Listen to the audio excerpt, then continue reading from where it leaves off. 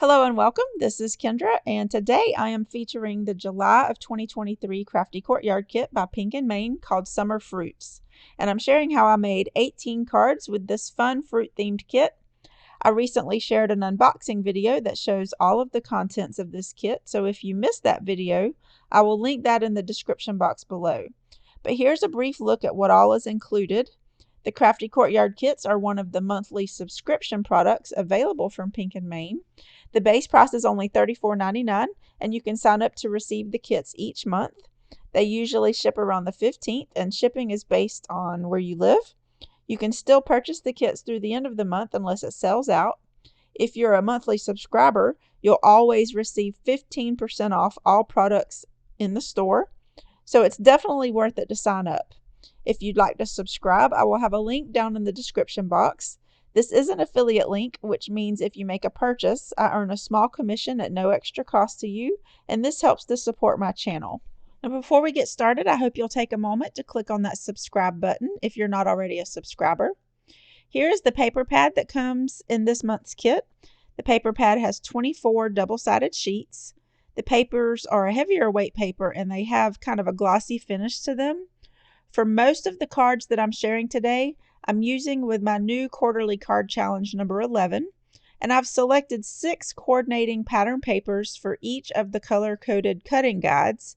You can download the free printable that includes the 15 card sketches, showing how you can make a bunch of cards from just 6 sheets of paper with little to no scraps at kendrascardchallenges.com. Now, if you're not familiar with my quarterly card making challenges, I will link a video below in the description box so you can get all of the details.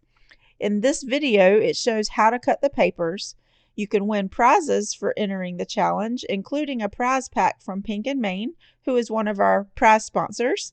I will also put a link to where you can download the free PDF printable below.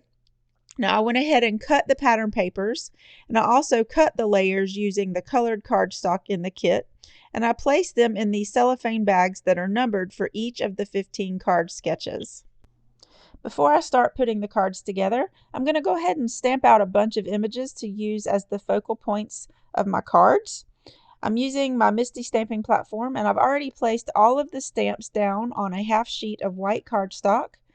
I make sure to space them out far enough so that I can use the coordinating dies to cut them all out. And I'm using Pink and Main Premium ink in the Park color for some of the stamps and also Dress Shop for others. I stamped out a few other sheets with the orangey construction ink and a darker green color, and I did that off camera. For the long stamp fruit, I used asphalt ink, and since my stamps are new, I'm stamping these images several times. Now, these ink pads have a foam pad and are super juicy, and it will typically only have to be stamped once if your stamps are conditioned, but I'm using an air hockey table pusher to help apply pressure. Off camera, I used the coordinating dies to cut out all of the images and sentiments.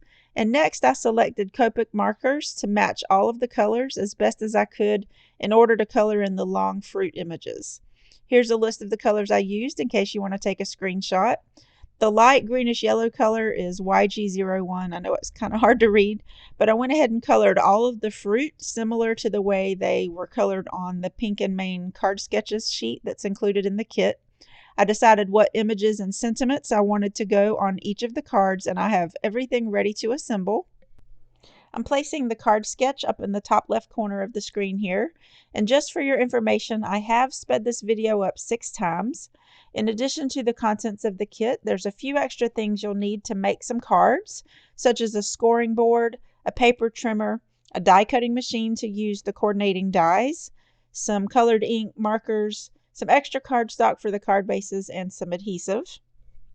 I pulled in a few dies and other supplies from my stash for some of the cards. But for card 1, if you don't have a tag die, you can cut a tag shape using a ruler and scissors. If you're using the measurements on the card sketch, you'll just measure 7/16 of an inch from each edge across the top and on the sides, and you'll mark that with a pencil, and then you'll cut at a diagonal from each mark on both sides. You'll also see me using Collal 3D glue gel on some of the cards. I have it in the syringe so it's easy to squirt underneath layers to help make them level. Sometimes I use scrap cardstock to make things level, but if it's a weird shape like these tags at a diagonal, I'll use this 3D glue gel instead. Also, you'll see me making a few variations to the card sketches. These are just more ideas of what you can do. Now the blade on my paper cutter was dull, so you'll see me rubbing a sand eraser along the edges of some of the cardstock a little bit later to help get rid of those frayed edges. But rather than talking, I'm going to go ahead and put on some music while I make the rest of the cards using the challenge sketches, and I'll come back on when I show the additional 3 cards I made. Please feel free to ask any questions in the comments below.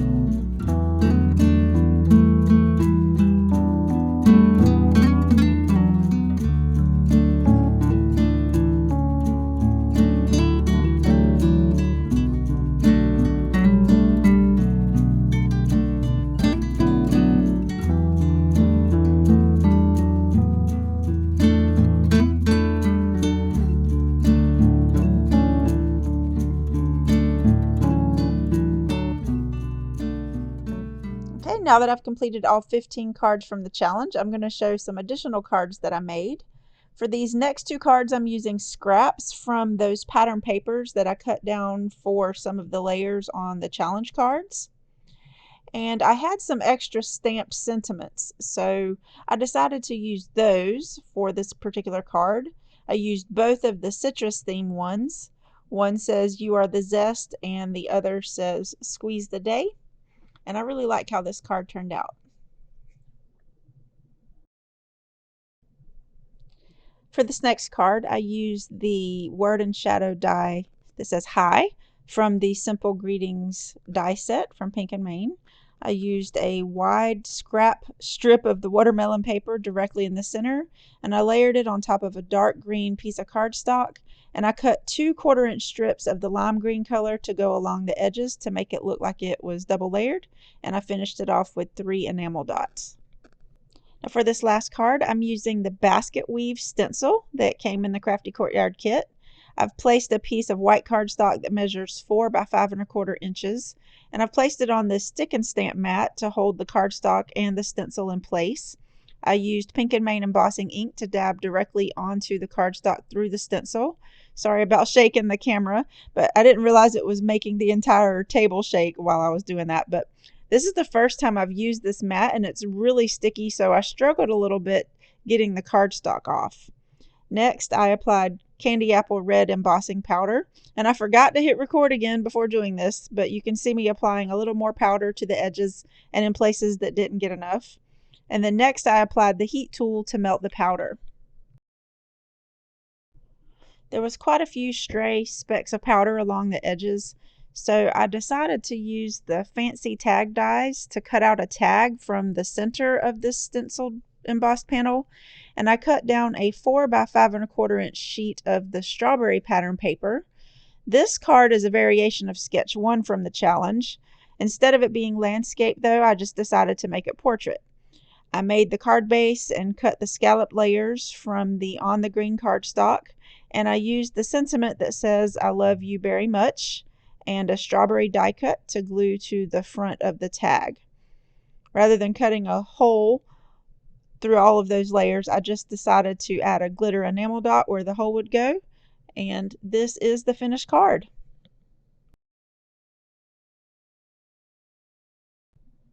Here's a look at all 18 cards again. I just love how these turned out. This is a great kit for making some summer cards for different occasions. I'd love to know which card is your favorite down in the comments section. Remember, you can continue ordering through the end of the month until they sell out. You can find a link to the free printable with these card sketches along with the cutting guides for Kendra's Card Challenge 11 down in the description box. I really hope you like my card ideas, and I hope it inspires you to get creative. I'd like to invite you to join my quarterly card making challenge for a chance to win some amazing prizes. Challenge 11 ends on September 30th of 2023, so there's plenty of time to create your cards. For more information about my quarterly card challenges, you can watch the video linked down below or visit kendrascardchallenges.com. If you enjoyed this video, I'd love it if you'd give this video a thumbs up and subscribe to my channel if you're not already a subscriber. I appreciate you watching, and I hope to see you again soon. Have a wonderful day.